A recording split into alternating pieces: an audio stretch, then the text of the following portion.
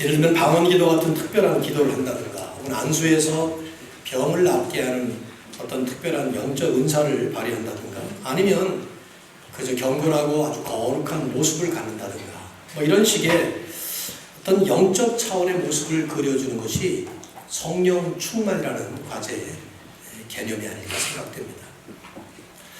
그러나 이제 바울이 에베소 5장 18절에서 성령으로 충만함을 받으라 말씀을 한 후에 먼저 다루고 있는 분야는 지극히 현실적인 분야입니다. 남편과 아내가 함께하는 결혼 생활의 현장, 또 부모와 자녀들이 함께 살아가는 가정 생활의 관계, 그리고 고용주와 고용인의 관계로 맺어지는 사회생활, 그리고 나서 영적 차원의 영적 전투의 현장과 현실을 적용을 하죠. 우리가 이제 에베소서의 결론 부분으로 들어가면서 주목할 점은 바울은 성령 충만이라고 하는 이 큰 과제하고 관련을 해서 우리 성도들의 삶이 처해 있는 두 가지 차원을 다루고 있다는 점이에요. 첫 번째는 가시적이고 물리적인 현실적 차원입니다. 부부관계, 결혼생활, 부모자녀관계, 가정생활, 또 직장생활, 사회생활 뭐 이런 것들이죠. 두 번째는 영적인 차원의 악한 영들과 우리 그리스도인들이 계속 부딪히고 또 관계하고 있는 이런 영적 차원을 다루고 있습니다. 첫 번째 차원은 눈에 보이는 항상 우리가 몸으로 부딪히는 인간관계의 차원입니다. 또 한 관계는 두 번째는 눈에 보이지 않는, 그래서 우리들이 아주 쉽게 이렇게 느낄 수 없는 그런 영적 차원의 관계를 다루고 있습니다. 바울의 포인트는 그리스도인들이라면, 특별히 성령 충만하게 살아가는 그리스도인들이라면 반드시 이 두 상황을 다 다뤄야 된다는 얘기고, 또 우리가 성령 충만이라는 과제를 우리의 삶 속에서 적용을 한다면 이 두 차원이 다 관계가 된다는 얘기입니다. 그 중에 이제 제일 먼저 부부관계에 이것을 적용을 하고 있습니다. 이런 순서로 볼 때 결혼한 성도들, 그러니까 기혼자들에게는 성령 충만의 과제가 가장 현실적으로 적나라하게 드러나는 현장은 부부관계라고 말할 수 있는 것이죠. 우리가 부부를 한 몸이라고 말하지 않습니까? 성경의 표현을 따라서. 그렇기 때문에 내가 성령 충만해서 살겠다고 할 때 나와 한 몸을 이루고 있는 나의 배우자와의 그 관계, 그리고 그 관계가 진행이 되는 그 현장이 이 성령 충만과 직결되지 않을 수가 없을 거예요. 그래서 오늘 성령 충만한 부부관계, 이런 제목으로 이제 말씀을 전하려고 하는데요. 몇 주 동안 계속 이런 제목일 겁니다. 성령 충만한 부모 공경, 성령 충만한 자녀 양육, 성령 충만한 영적 전투, 이렇게 이제 제목을 쭉 정해봤어요. 성령 충만한 부부관계, 어떤 모습이 되어야 되고 또 어떤 원리로 살아가야 되는가 하는 걸 이제 오늘 본문 말씀을 함께 우리가 나눌 텐데요. 본문을 먼저 좀 충분히 이해한 다음에 그리고 현실적으로 간단하게 좀 적용을 하도록 그렇게 하겠습니다.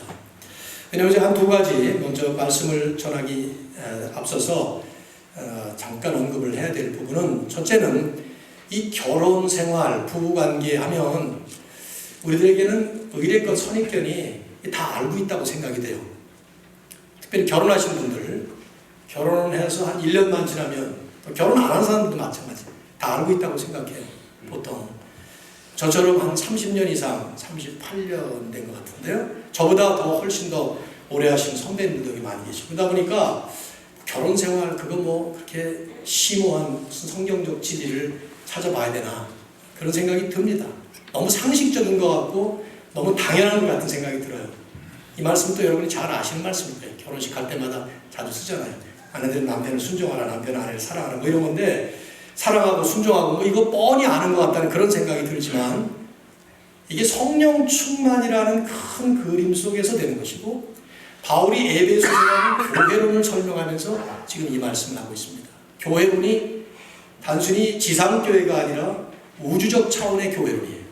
하나님께서 그리시는 새 창조의 나라, 그걸 이제 바울이 에베소서에서 그려가는데, 그 가운데 지극히 현실적인, 아주 우리가 늘 밀접하게 늘 살아가는 부부관계, 결혼생활을 지금 다루고 있어요. 결혼생활을 다루면서도 또 더 큰 그림 안에서 결혼 생활을 지금 예를 들고 있다고 그렇게 볼 수도 있는 것이죠.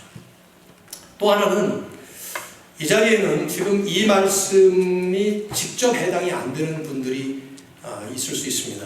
예를 들면 미혼 청년들, 아직 아내도 아니고 남편도 아니고 그러니까 미혼 청년들은 앞으로 결혼할 글쎄 우리 가운데는 그 독신의 소명을 받은 사람도 없지 않아 있을 수 있습니다. 성경에 바울이 말하는 것처럼 그 undivided devotion, 하나님 앞에 온전히 헌신하겠다고 할 때 독신으로 살 수 있다는 말씀을 하니까, 그러나 일반적으로는 다 결혼하니까 앞으로 생각하시면 되겠지만, 특별히 이미 혼자 되신 어른들도 계시고, 무엇보다도 제 마음에 이제 염두에 두게 되는 것은 결혼의 아픔을 이미 체험하신 분들이에요. 교회 안에는 상당히 많습니다. 그리고 지금 같이 결혼 생활을 하고 있다지만 많은 분들이 넘어갈 수 없는 장벽을 넘고 또 다시 이걸 회복할 수 없는 그런 금이 가버린 관계들도 참 많습니다.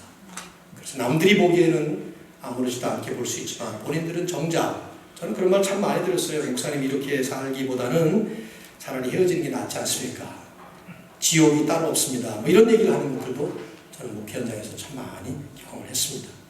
그런 경우에 이 말씀들이 하나의 이론이 되어버리기 쉽고 현실과는 전혀 상관이 없는 말씀처럼 들려질 수 있습니다. 하지만 오늘 말씀 우리가 늘 하듯이 좀 진지하게 또 우리의 마음을 다해서 하나님의 음성을 듣는 심정으로 이 말씀을 들으면서 이미 아픔을 경험한 분들은 회복이 일어나면 좋겠고요. 또 우리 안에 지금 하나님의 은혜로 결혼 생활을 잘 살고 있는 분들이라면 성령 충만의 축복으로 계속 하나님께서 복을 부어주시기를 주의 이름으로 축원합니다. 2부 때는 미혼 청년들이 워낙 많아서 그 중심으로 설교를 좀 했습니다. 자, 오늘 본문을 여러분 성경을 보시면 22절부터 섹션이 나눠져 있는데 저는 21절부터 읽었습니다. 그리고 21절이 우리에게 명령으로 지금 주어지고 있습니다.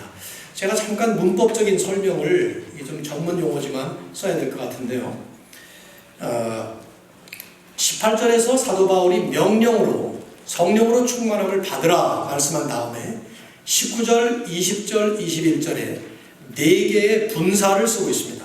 분사라는 말은 영어로 하면 ing가 붙는 건데 그것은 이제 명령을 수식하는 말이에요. 즉 명령의 결과라고 볼 수 있는 거예요. 쉽게 말씀드리면 성령으로 충만함을 받으라 명령한 다음에 성령 충만한 삶의 모습, 그 결과적인 모습이 뭐냐? 첫째는 19절에 시와 신령한 노래로 서로 화답하는 것입니다. 성도와 성도 간에 신령한 대화가 이루어지는 거예요. 두 번째는 마음을 다해서 하나님을 찬양하는 예배가 이루어지는 것입니다. 세 번째는 범사의 모든 일에 항상 하나님께 감사하는 감사 생활입니다. 이게 성령 충만의 특징이라고 지난주에 말씀을 드렸어요. 그러나 21절도 역시 성령 충만의 한 결과예요. 그리스도를 경외함으로 피차 복종하는 삶이 이루어지는 거예요. 근데 이제 오늘 우리 본문처럼 이 말씀을 명령으로 이렇게 번역한 것도 괜찮은 번역이에요. 왜냐하면 헬라어의 분사는 명령형으로 볼 수가 있습니다. 그래서 이제 문맥을 보면 이게 맞는 번역이에요. 그리스도를 경외함으로 서로 피차 복종하라. Submit yourself to one another. 이 표현인데 지금 앞으로 시작되는 6장 9절까지의 이 큰 섹션이 한 3개로 나눠지는데 그것이 전부 다 피차 복종이라는 그림 속에 이루어지는 거예요. 그래서 먼저 아내들아 남편에게 복종하라. 자녀들아 부모에게 복종하라. 종들아 상전에게 복종하라. 이렇게 나갑니다. 그러나 이것을 얼른 들으면 21절을 우리가 염두에 두지 않고 들으면 일방적으로 한쪽을 보고 한쪽에게 복종하라는 말처럼 들려요. 아내들아 남편에게 복종해라. 자녀들아 부모에게 복종하라. 종들아 상전에게 복종하라. 하지만 이 말씀은 일방적 복종이 아니라 21절의 맥락을 보면 피차 상호간에 서로 그리스도에게 복종하듯이 복종하는 말씀입니다. 이 그림을 가지시고 이제 오늘 먼저 이제 22절부터 33절까지 있는 부부 관계를 말씀을 좀 나누도록 하겠습니다. 본문이 길고 또 제 설교도 좀 길어질 수 있을 것 같아서 요약을 먼저 좀 잠깐 하겠어요. 이 말씀은 두 가지 교훈에 하나는 아내들에게 주는 교훈이고요. 또 하나는 남편들에게 주는 교훈입니다. 22절, 23절, 24절은 아내들에게, 그 다음에 25절부터 32절까지는 남편들에게 주는 거예요. 그리고 33절 마지막이 둘 다 한꺼번에 합하는 것입니다. 그러니까 이제 아내들에게 주는 교훈을 여러분이 읽으실 때는 남편들은 귀를 막으셔도 괜찮아요. 안 들으셔도 됩니다. 공연히 남편들이 이걸 듣고 옆에 자꾸 아내 쿡쿡 찔러가면서 이거 좀 잘 들어 그러실 필요 없어요. 남편들에게 주시는 말씀을 받을 때는 남편이 들어야 합니다. 우리는 성경을 내가 들을 말씀을 남보고 들으라고 그런 적 많잖아요. 그러면 안 되는 거예요, 말씀은. 그러니까 그러나 이런 그 말씀 속에서도 모두에게 주시는 말씀이 분명히 있죠. 자, 첫 번째로 아내들에게 주시는 말씀 22절입니다. 이건 아내들만 읽겠습니다. 다 같이. 아내가 아닌 분들도 있으니까 여자들이라고 생각하시는 분들은 다 같이 읽으시기 바랍니다. 시작. 네, 아내들이여 자기 남편에게 복종하기를 주께 하듯하라. 여기 키워드는 복종이에요. 복종. 혹은 다른 데는 순종 이렇게 번역되기도 했어요. 사실 이 본문 외에도 신약성경을 보면은요, 아내들이 남편들에 대해서 갖춰야 될 자세를 거의 언제나 복종하라, 순종하라 이렇게 말씀했습니다.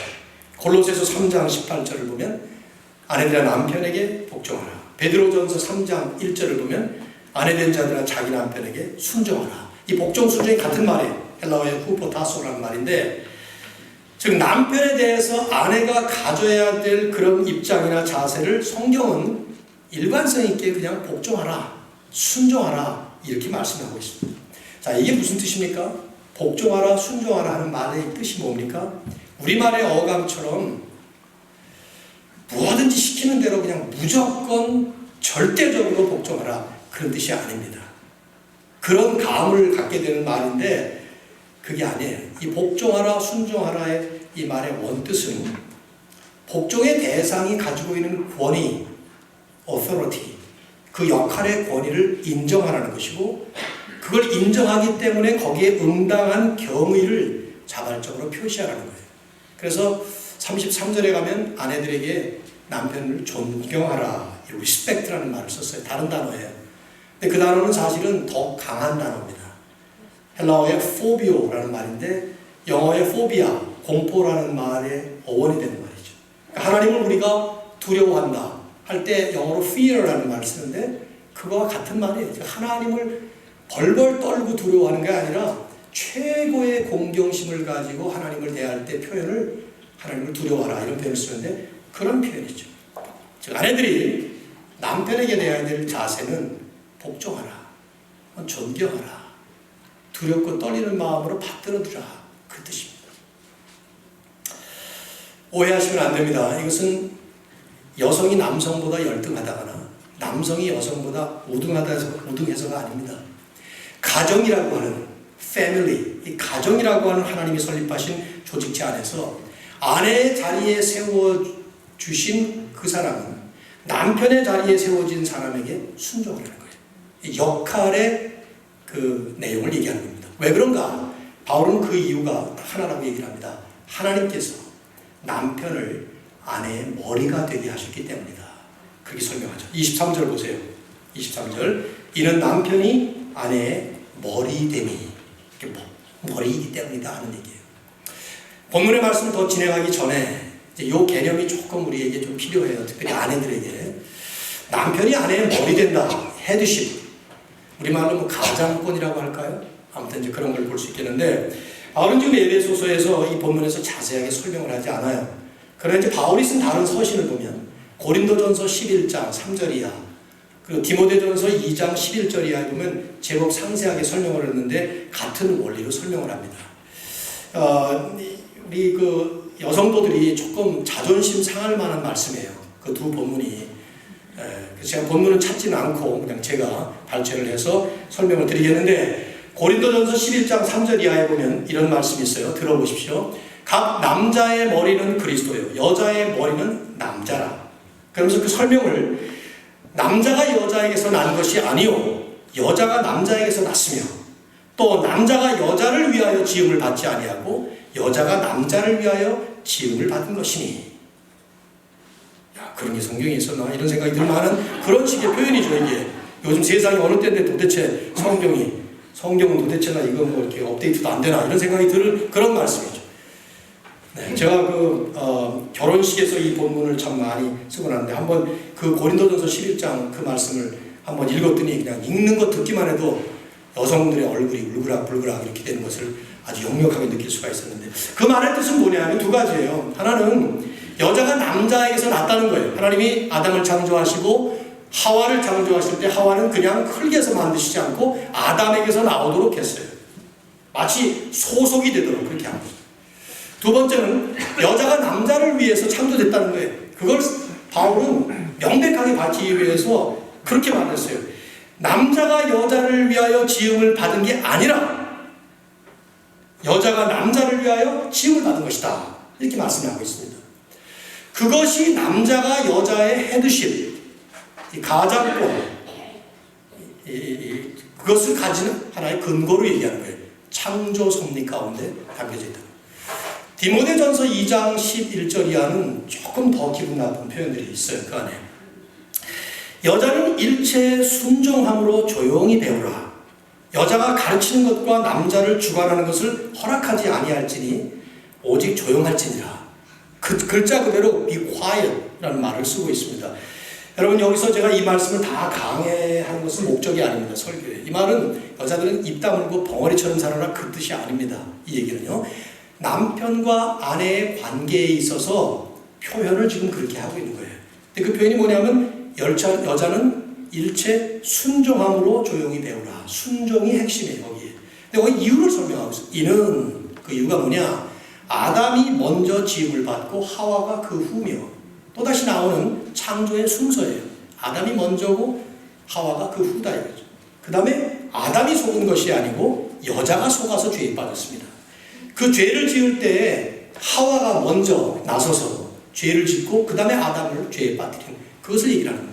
이게 무슨 말이냐면 하나님의 창조 섭리 가운데 하나님은 우리가 다 이해할 수 없는 그러나 하나님만이 가지고 계신 특별한 주권적인 섭리 속에서 남자를 여자의 머리로 세우셨다는 것입니다. 남편을 특별히 가정 안에서 아내의 머리로 세우셨다는 것입니다.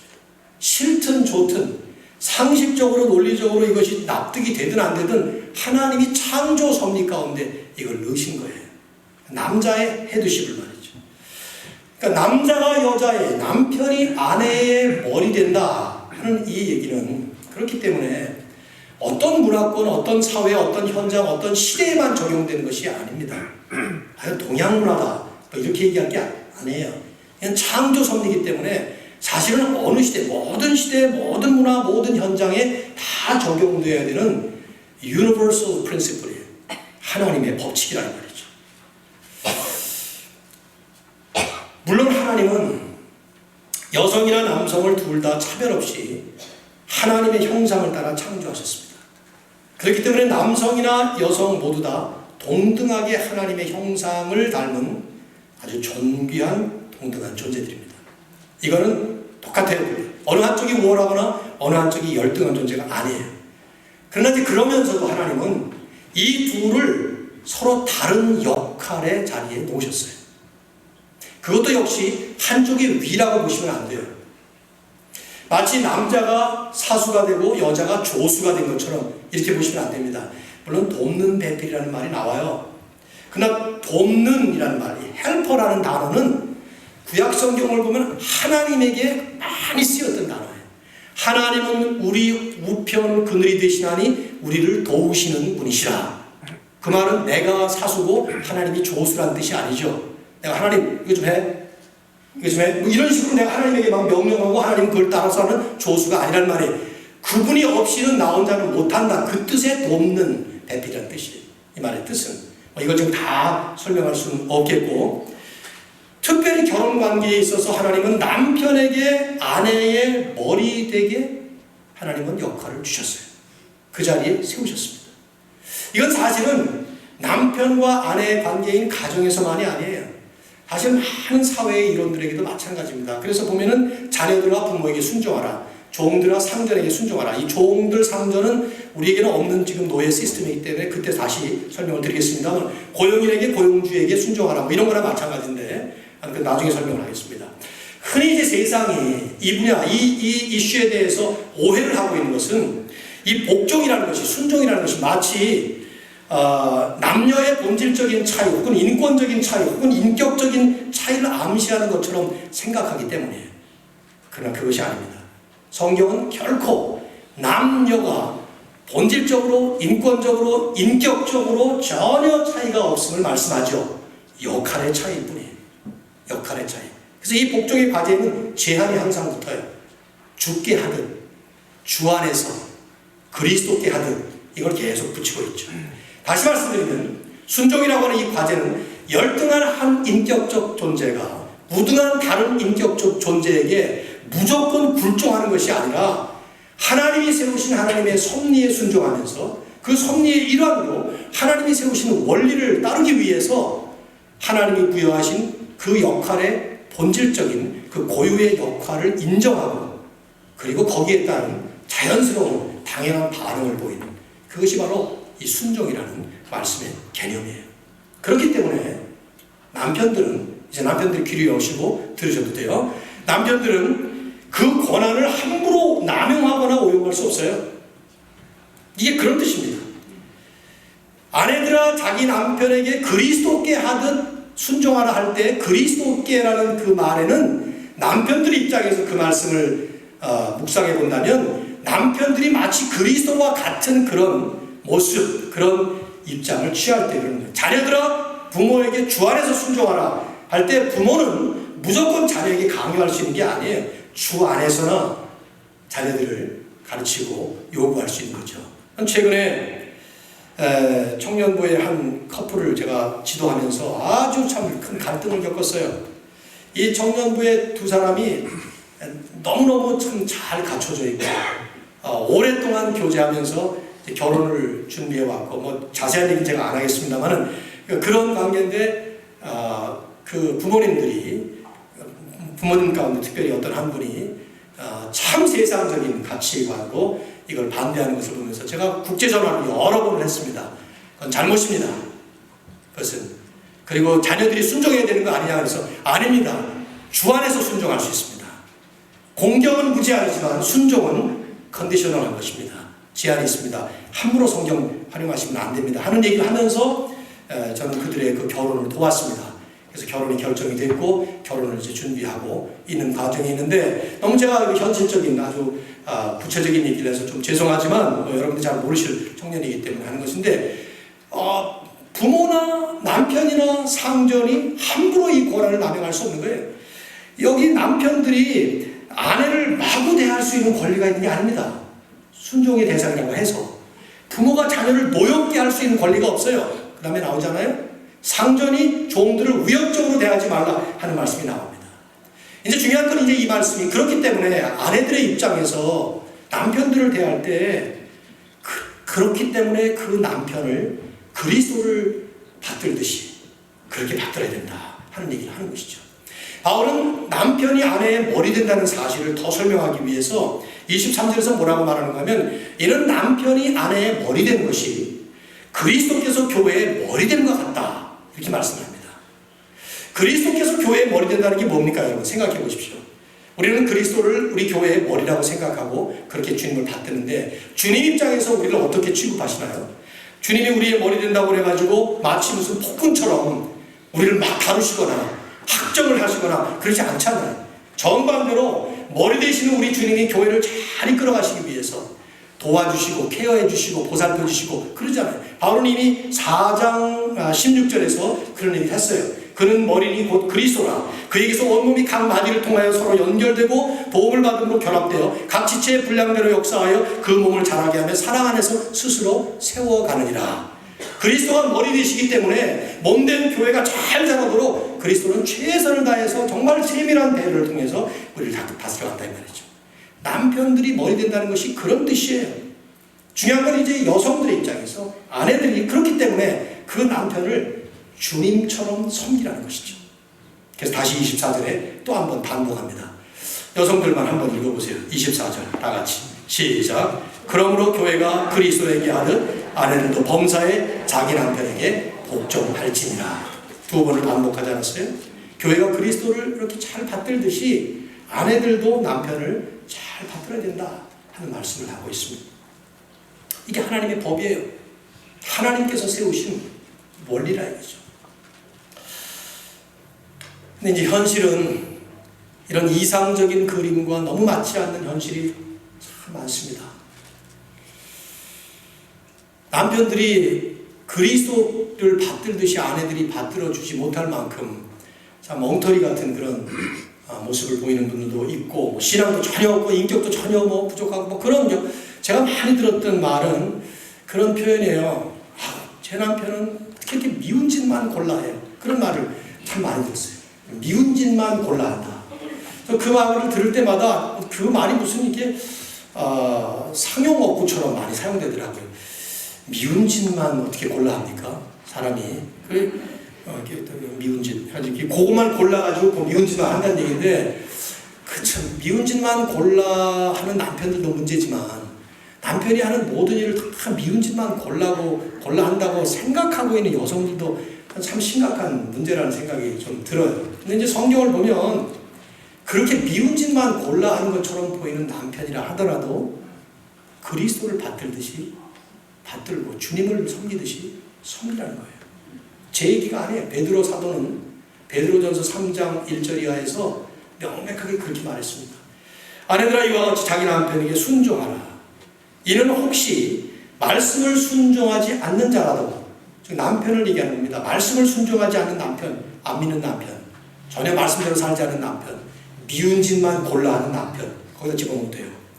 그렇다 하더라도 말로 말미암지 않고 그 아내의 행실로 말미암아 구원을 받게 하려 함이니 너희의 두려워하며 정결한 행실을 그 남편이 봄이라. 그러면서 예를 들죠. 누구 예를 듭니까? 사라의 예를 듭니다. 6절에 내려가면 사라가 아브라함을 주라 칭하여 순종한 것 같이, 사라가 아브라함을 주라, 주님이라 이렇게 부른 것이 성경에 나오는 것 같지는 않아요. 그런데 신약 성경을 기록하면서 성령의 감동으로 아마 창세기 12장에 나오는 그 내용을 거기다 코멘트를 한 것 같아요. 제 생각에는. 왜냐하면 아브라함은 그렇게 바람직한 모습을 가진 남편이 아니었습니다. 여러분 잘 아시는 에피소드가 나오잖아요. 창세기 12장에 보면 가나안 땅으로 갔다가 거기에 기근이 일어납니다. 가뭄이. 그래서 애굽으로 내려가는데 아브라함이 사라에게 하나를 요구를 해요. 뭘 요구를 하는가 하면 너 어디 가든지 내 누이라 그래라. 아내라고 하지 마라. 왜냐면 네가 너무 아름다워서. 글쎄 저는 그때 그 사라의 나이가 65세예요. 얼마나 아름다웠으면 65세의 할머니가 65세는 할머니 아닙니다. 할머니예요. 65세 할머니라고. 60세도 할머니고 제 아내 보니까 딱 할머니예요. 아무튼 65세의 이 할머니가 너무 찬란하게 아름다워서 이게 위험성이 너무 큰 거예요. 그러니까 아브라함이 뭐라 그랬습니까? 간 데마다 내 누이라 그래, 시스터라 그래라.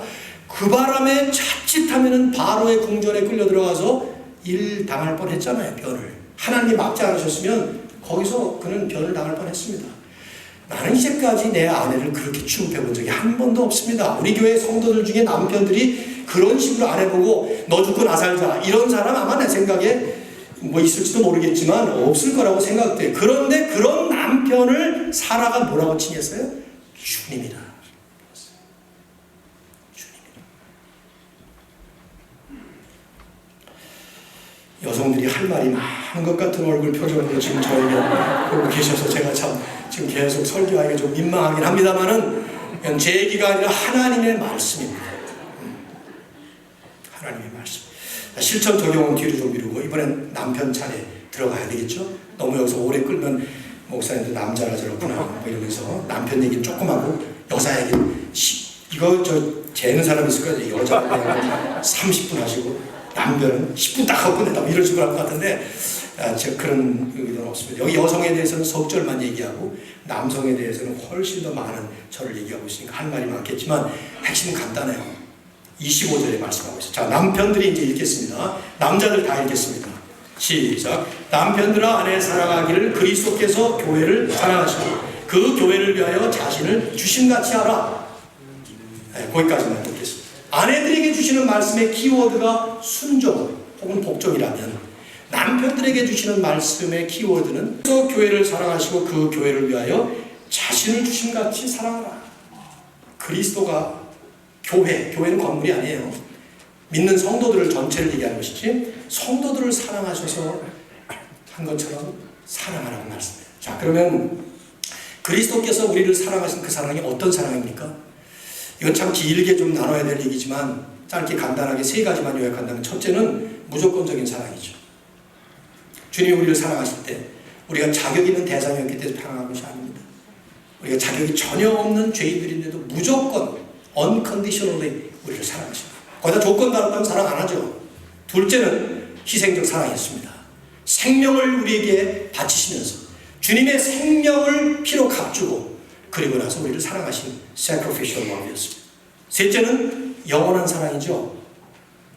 사랑의 대상을 잠깐 사랑하고 끝나는 사랑이 아니고 또 처음엔 사랑했지만 조금 가다가 잘 못하니까 그 다음에 안 사랑한다고 변해버리는 그런 사랑이 아니라 사랑의 대상이었던 우리가 어떤 모습을 우리는 변질해도 하나님은 우리에 대해서 변함없는 사랑으로 eternal love로 우리를 사랑하시는 그런 사랑이었어요. 조건 없는 무조건적인 사랑, 생명을 주면서까지 우리를 사랑하신 희생적인 사랑, 그리고 전혀 변함없는 영원한 사랑, 그런 사랑으로 아내를 사랑하라. 그렇게 남편들에게 지금 말씀하시는 거죠. 어떤 것이 더 어렵겠습니까? 아내가 남편에게 순종하는 게 어려워요? 남편이 아내를 이렇게 사랑하는 게 어렵습니까? 둘 다 어렵지 않겠어요? 다? 네. 그래도 산부 예배 성도님들이 훨씬 성숙하시네. 여자분들의 입에서 사랑이 어렵다 이런 얘기가 나오는 거 보니까 상당히 남편을 배려하시는 그런 얘기를 하시는 것 같아요. 1부와 2부 때는 여자분들은 반응이 보니까 여자분들은 대부분 순종이 어렵지 그런 느낌이고 남자들은 사랑이 어렵지 뭔 말이냐고 그렇게 하는 것 같은 느낌이 들었는데 둘 다 어렵기는 마찬가지겠죠. 중요한 건 어려우냐 덜 어려우냐 어느 게 쉬우냐 하는 얘기가 결코 아닙니다. 자기 본분이 무엇이냐 하는 걸 얘기하는 건데 남편에 대한 얘기가 아직 안 끝났어요. 26절 이하를 쭉 보면 사도 바울이 지금 이 설명을 하면서 남편이 아내를 사랑하는 그 얘기를 아주 신비로운 한 가지의 비유를 하고 있습니다. 자, 26, 27절을 먼저 읽어보세요. 다 같이 읽겠습니다. 시작. 이는 곧 물로 씻어 말씀으로 깨끗하게 하사 거룩하게 하시고 자기 앞에 영광스러운 교회를 세우사 티나 주름 잡힌 것이나 흠이 없게 하려 하심이라. 여러분 이게 무슨 모습 같습니까? 26절, 27절은 예수님을 신랑으로 비유하고 교회를 신부로 그런 관계로 지금 설명하는 것입니다. 근데 이제 신랑 신부가 지금 이게 어떤 모습이냐면은 결혼식을 하기 바로 전에 먼저 깨끗하게 신부를 씻는 장면이에요. 물로 씻어 말씀으로 깨끗하게 하사 씻는다 깨끗하게 한다. 무슨 물이라는 말은 세대입니다. 말씀이라는 말은 이 성례와 말씀이 우리 교회의 개혁주의에서는 교회의 두 가지 특징으로 얘기를 하는데 어쨌든 성례와 말씀을 통해서 우리는 정결하게 계속 변화되는 것입니다. 근데 그 모습을 물로 씻고 깨끗하게 하는 그래서 결혼식 바로 전에 신부가 그 bridal bath 아주 깨끗하게 단장하기 위해서 마지막 목욕 재개하는 그런 모습이죠. 근데 그것을 누가 하느냐? 신랑이 지금 시키고 있다는 거예요.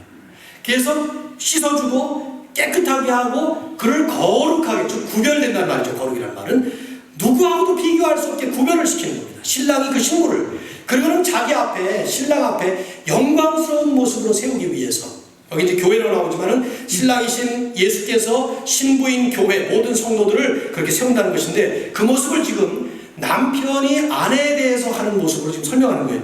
그래서 결국 티나 주름 잡힌 것이나 이런 것들이 하나도 없는 거룩하고 흠이 없는 완벽한 모습으로 신랑 앞에 딱 서는 그런 교회와 마찬가지로 남편은 아내들을 그렇게 사랑하고 베풀어주고 씻어주고 깨끗하게 하고 거룩하게 하고 영광스러운 모습으로 다듬어가는 이것을 지금 사도 바울은 남편이 아내에게 베풀어야 될 사랑의 진면목으로 우리에게 말씀하는 거예요. 바울이 지금 이런 얘기를 하는 것은 에베소서 전체가 교회론이기 때문에 그렇습니다.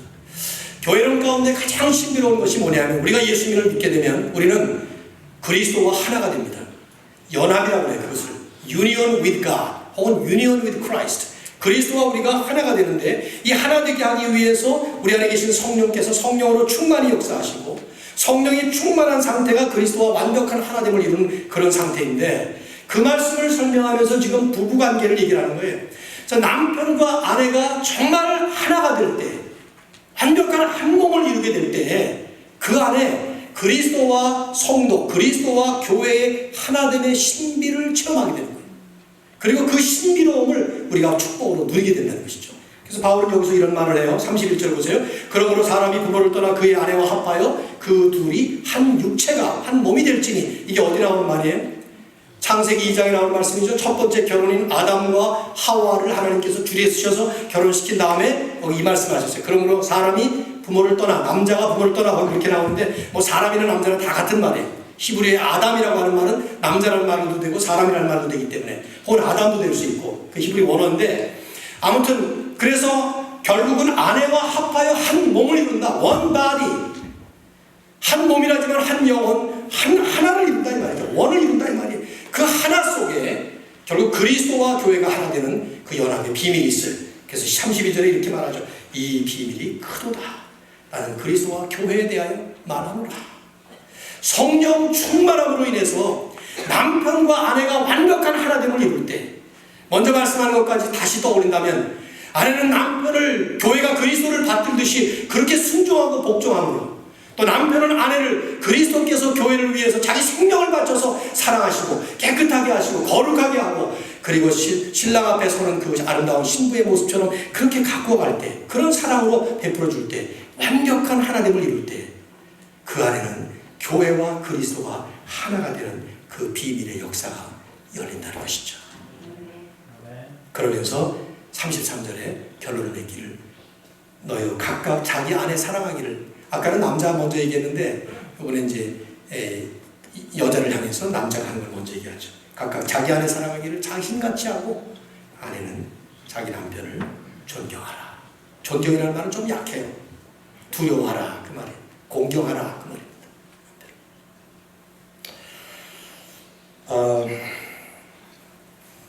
질문 좀 해볼까요? 여기 그 아내들에게 제가 먼저 질문을 좀 해볼까요? 생각해 보시죠. 남편에게 이런 식으로 사랑받고 사는 사람, 남편에게 이런 여기 지금 성경에 나오는 이런 사랑을 받고 사시는 분 혹시 있으신지? 아니 손들지 마세요. 뭐 민망하니까 손들지 마십시오. 손드는 사람은 분명 아닐 거예요 내 생각에. 그다음에 반대로 좀 묻겠습니다. 남편에게 아내들이 이렇게 받들듯이 받드는 아내. 밥 좀 해봐. 그럼 밥 해오고 이런 얘기 하는 거 아닙니다. 지금 제 얘기는. 그거야 많이들 하죠. 그건 뭐. 그런 얘기 참 많이 들었어요. 이제 여기 이제 남편 얘기가 나올 때 그런 남자분들이 그런 말씀 참 많이 하죠. 내 와이프가 잘하면 왜 내가 사랑을 안 해줘? 여기 나와 있지 않냐고. 아내들 보고 먼저 죽게 순종하듯이 순종하라는 말이 먼저 나와 있지 않냐고. 이 성경 정말 이럴 때 또 해석 잘 하시는 거예요. 먼저 나와 있고 그 다음에 남편들아 사랑하라고 그 다음 순서가 있지 않습니까? 뭐 이런 얘기 나오는데요. 제가 언제 결혼식 때 이 본문을 가지고 이제 그런 얘기를 했더니 어떤 분이 그런 얘기를 해서 그때 대답을 못했어요. 금방. 그러면 순서가 먼저 나와 있단 말이지. 저도 그때는 아직도 좀 미성숙한 단계라 맞아. 내 아내가 나보고 먼저 순종해주면 누가 사랑을 안 해줘. 사랑해주지. 이런 생각을 했었던 것 같아요. 근데 가만히 제가 신학적으로 좀 살펴보니까 그리스도와 교회의 관계를 생각해 볼 때 교회가 그리스도에게 먼저 순종했습니까? 그리스도께서 교회를 위해서 십자가에서 먼저 죽으셨습니까? 여자분들 가만히 계시고 신나라고 지금 대답을 하시는데 가만히.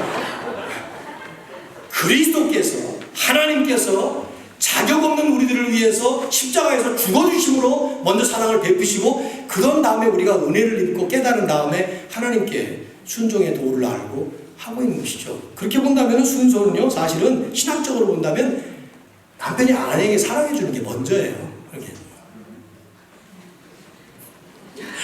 남자들 그럴 거 아니죠. 저는 교회 여자들 많다고 여자 편이구나.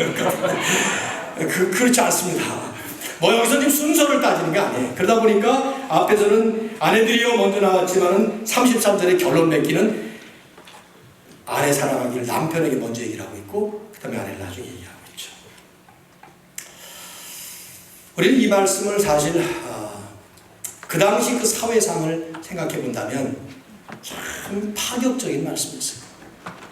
유대인들은 그 당시에 남자들은 아침에 그 모닝 프레이어로 매일 기도하는 것이 하나님 나를 이방인으로 만들지 않으시고 개돼지로 만들지 않으시고 여자로 태어나지 않게 하심을 감사합니다. 그렇게 기도를 했습니다. 그만큼 여자들의 인권이 유린되고 취급되지 않는다고. 그 당시 헬라 로마 문화권도 마찬가지예요. 더하면 더했습니다. 여성들은 무슨 권리가 없었습니다. 존재가 아니었어요. 소유물들이었지.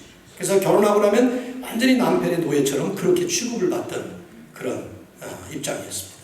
그런 상황 속에 사도 바울이 창조의 섭리를 얘기하면서 아내들이 남편을 섬기고 남편들이 아내를 이렇게 사랑하라고 하는 말씀을 한 것은 이건 그야말로 파격적인 말씀인데 저는 요즘에 이 말씀을 볼 때마다 오늘날 오히려 이 말씀이 더 파격적인 말씀이다 하는 생각이 들어요. 지금 이 말씀은 오늘 현대 사회나 우리들이 살고 있는 현대 시대에 정말 쉽게 받아들여지기 어려운 그런 정반대의 말씀이라는 생각이 들어요. 여러분 한번 주변을 살펴보십시오. 우리가 사는 이 세상 어디에 교회가 그리스도에게 순종하듯 순종하는 아내가 어디 있으면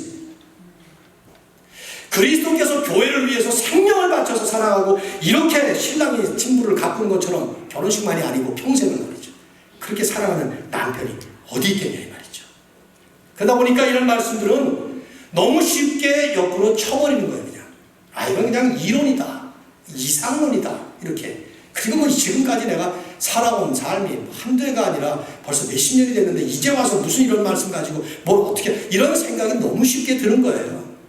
그리고 현실적으로 기독교인들조차도 결혼을 하고 나면은 이혼하는 그 이혼율이 거의 50%를 육박하고 있다는 그런 통계 숫자를 보면 정말 어려운 말씀이에요. 그러나 여기에 다시 서론으로 돌아간다면 성령 충만의 과제가 담겨져 있습니다. 저는 참 교회에서 어떨 때 보면은 잘 사시는 것 같은 그런 부부 그리고 그런 가정이 정말 저렇게 겉으로 보여지는 모습처럼 정말 그 가정이 천국처럼 살았으면 좋겠다 하는 생각을 참 많이 합니다. 많이 듣거든요. 목사님 차라리 헤어지는 것이 낫습니다. 사는 것이 지옥입니다. 그런 얘기를 참 많이 듣거든요. 어떻게 해야 될까요? 몇 가지만 간단하게 현실적인 제안을 드리고 끝을 맺습니다. 첫째로, 지금의 내 아내, 지금의 내 남편이 하나님께서 맺어주신 영원한 짝이라는 믿음의 확신을 가져야 합니다. 이 결혼하신 분들에게 먼저 이런 표현을 씁니다. 결혼하셔서 현재 배우자가 계시고 두 분이 같이 사시는 그런 분들에게 말씀드리는 건데, 지금 내 아내, 남편에게는, 또 아내들에게는 지금의 내 남편이 하나님이 맺어주신 영원한 짝이다 하는 믿음의 확신이 있어야 돼요. 제 말이 아니에요. 예수님께서 직접 하셨던 말씀이 마태복음 19장 6절에 나오지 않습니까? 하나님이, 외워보세요. 하나님이 짝지어 주신 것을 사람이 나누지 못할지니라. 하나님이 짝이라는 거예요. 100번을 태어나고 1000번을 태어나고 10,000번을 태어나도 그 사람이 여러분의 배우자라는 이 확신이 있어요. 내가 죽었다가 만약 다시 태어난다면 절대로 뭐 이러면서, 이거는 성경적이지 않을 뿐 아니라 반기독교적인 생각이고 발언이죠. 두 번째로, 현실적인 얘기예요. 자기 몫을 자기가 감당해야 합니다. 배우자에게 요구하는 게 아니에요. 아내는 남편에게 요구를 하고 남편은 아내에게 요구를 하는 것이 아니라, 남편은 남편의 몫을 자기가, 아내와 상관없이 아내는 아내의 몫을 감당하는 것입니다. 말씀을 복잡하게 생각하거나 복잡하게 받는 사람들은 순종 못해요. 그러나 말씀을 단순하게 믿고 단순하게 받으면 순종할 수가 있습니다. 여기 본문에 아내들을 보고 성경이 남편에게 복종하라 순종하라 했으니까 순종하는 거예요. 싫어도 하는 것입니다. 물론 자발적으로 기쁨으로 하면 더 아름다운 모습이겠지만 이 말씀대로 하는 것입니다. 뭐 구체적으로 그런 목사님 뭐라고 뭘 어떻게 하는 겁니까? 이런 얘기는 제가 여기서 다 다룰 시간이 없습니다. 그걸 또 다루기 시작하면 에베소도 끝날 일이 없겠죠. 원리 차원에서 아내는 남편에게, 남편이 느낄 때에 정말 내 아내는 순종하는 아내구나 하는 생각을 갖게 만들어주는 그게 순종이에요. 남편은 내가 당신에게 얼마나 순종해. 그런데 정작 남편은 어디 네가 나한테 순종하냐 이렇게 만일에 생각이 든다면 그 순종이 아닙니다. 근데 자기 몫을 하는 거예요. 남편은 남편대로 자기 몫을 하는 거예요. 아내를 극진히 사랑하는데 어느 정도냐, 그리스도께서 아내를 위해서 자기 생명을 바치듯이 그렇게 사랑을 하는 것입니다. 내가 얼마나 아내를 사랑하는지. 문제는 사랑받는다고 한 아내가 그 사랑을 받는다는 느낌을 받지 못한다면 그 사랑 아니죠. 그렇죠? 아이고 사랑해 하면서 만약에 두드려 패면서 사랑한다고 하면 그게 말이 됩니까? 받는 사람이 사랑한다고? 사랑의 채찍입니까? 이것이 자기 몫을 나타나는 거예요. 자기 몫을. 말씀을 바꿔서 적용을 해버리면 22, 23, 24절에 아내들에게 한 말씀을 남편들이 가지고 가서 봐, 여기 좀 성경 좀 읽어봐. 아내들아 남편에게 복종하기를 그리스도께 합하라. 이거 안 보여? 막 이런 식으로 남편이 사용하면 성경은 파괴적인 무기가 됩니다. 아내는 아내대로 25절 이하의 바른 당신 나 위해서 죽을 수 있어? 언제 한번 죽어봤어? 막 이런 식으로 싸우면 성경이 하나님의 말씀이 아니라 둘이 싸우는 무기가 되어버리는 거예요. 근데 그런 일을 참 많이들 크리스찬 가정에서 반복하고 있는 것을 보게 됩니다. 하나님 제법 성경을 많이 이용하면서 싸움을 하는 것을 많이 봤어요. 부모와 자녀 간에도 마찬가지예요. 제가 아까 얘기했던 그 케이스도 그래. 성경 가지고 막 오가고 그러더라고요. 자기 할 일을 자기가 감당해야 됩니다. 마지막 세 번째로 결론입니다. 오직 성령으로 충만한 삶을 살 때에만 이룰 수 있는 부부의 축복입니다. 여러분 사실 신앙적인 모든 과제가 내 힘으로 할 수 없습니다. 내 힘으로 할 수 있는 것이 하나도 없어요. 우리는 연약한 죄인이기 때문에 한순간 우리는 무너집니다. 그러나 성령으로 충만할 때 우리는 모든 일을 감당할 수 있습니다. 이제 사도 바울은 마지막에 전신 갑주를 입으라 이런 말씀할 거거든요. 특별히 부부관계, 결혼생활이야말로 성령 충만하지 않으면 안 돼요.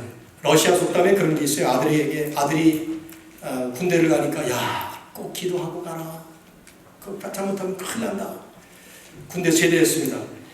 그 직업을 선원이 돼가지고 배 타고 나가겠다니까 야 너 기도 2번 해라. 얼마나 바닷바람이 세고 파도가 심하냐. 근데 그 아들이 결혼하겠다 그러니까 기도 3번 해라. 이렇게 말했다는 속담이 있습니다. 제가 볼 때는 이게 현실적인 맞는 말이에요. 군대에 나가는 사람이 군대 가서 편하게 지내려고 생각하는 사람이 누가 있겠습니까? 가면 잘못하면 죽는다. 만반의 준비를 할 거예요. 배 타러 나가는 사람이 뻔히 바다에는 풍랑이 있다는 거 다 알잖아요. 얼마나 준비를 하겠어요. 근데 결혼을 하겠다는 청년 남녀들을 보면 하나같이 환상적인 그림을 가지고 가요.